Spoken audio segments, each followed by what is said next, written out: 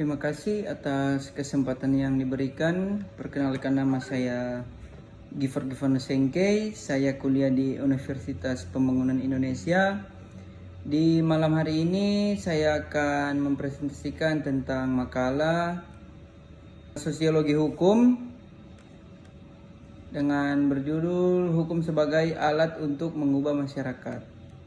Kita langsung masuk saja dalam kata pengantar. Puji syukur saya panjatkan kehadirat Tuhan Yang Maha Esa. Pada akhirnya saya dapat menyelesaikan makalah tentang hukum sebagai alat untuk mengubah masyarakat. Hukum tepatnya dari mata kuliah Sosiologi Hukum, tepat pada waktunya saya menyadari sepenuhnya bahwa makalah ini masih memiliki kekurangan baik dari segi isi maupun penyusunannya. Oleh karena itu, saya mengharapkan kritik dan saran yang bersifat membangun untuk menyempurnakan makalah ini. Kita masuk dalam bab 1. Di sini ada pendahuluan, ada latar belakang, ada juga rumusan masalah, ada juga tujuan penulisan. Di bab 2 ada pembahasan. Di sini kita membahas yang pertama, hukum dan perubahan sosial. Paradigma yang dibangun oleh Thomas S. Kuhn terkait dengan kehidupan masyarakat. Sudah Thomas S. Kuhn itu, pakar-pakar Indonesia banyak mendiskusikan relasi hukum, kekuasaan dan masyarakat. Ketiganya menjadi fokus perhatian mengingat posisi masing-masing yang saling mendukung dan mempengaruhinya. Yang kedua di sini ada hukum mengubah perilaku dan cara berpikir di dalam kehidupan manusia. Secara sepintas, penulis akan menguraikan bagaimana paradigma yang dikembangkan, kemudian mencoba menganalisis masalah-masalah di atas dengan paradigma ini.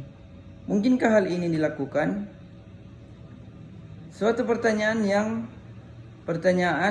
yang perlu diuji untuk mencari solusinya. Konsep paradigma baru, sebagaimana ditulis dalam karya tulis ilmiah Hukum dan Perubahan Sosial, adalah untuk menentang asumsi yang berlaku umum di kalangan ilmuwan mengenai perkembangan ilmu pengetahuan yang terjadi secara kumulatif. Menurut pandangannya, mitos semacam ini harus dihilangkan.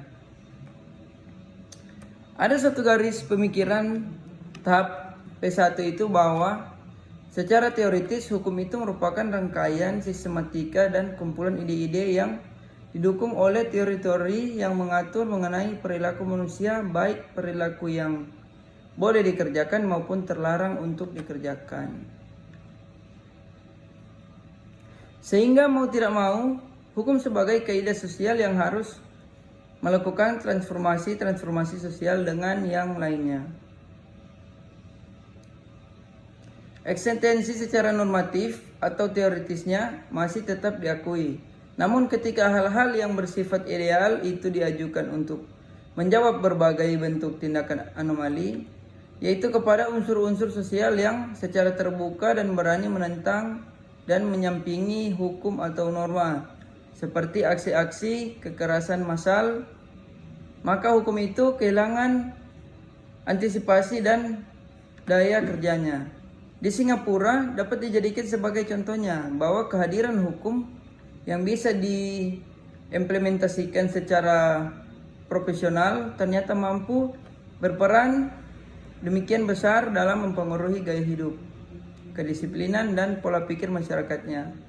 Singapura akhirnya menjadi contoh satu masyarakat yang tingkat kedisiplinannya sangat tinggi dan penegakan hukumnya dapat dijadikan teladan. Dan jika ada teman-teman yang ingin bergabung bersama saya di Universitas Pembangunan Indonesia, bisa hubungi saya. Dan jika ingin melihat lebih dalam bagaimana Universitas Pembangunan Indonesia, bisa langsung buka di website unpi.ac.id. Terima kasih.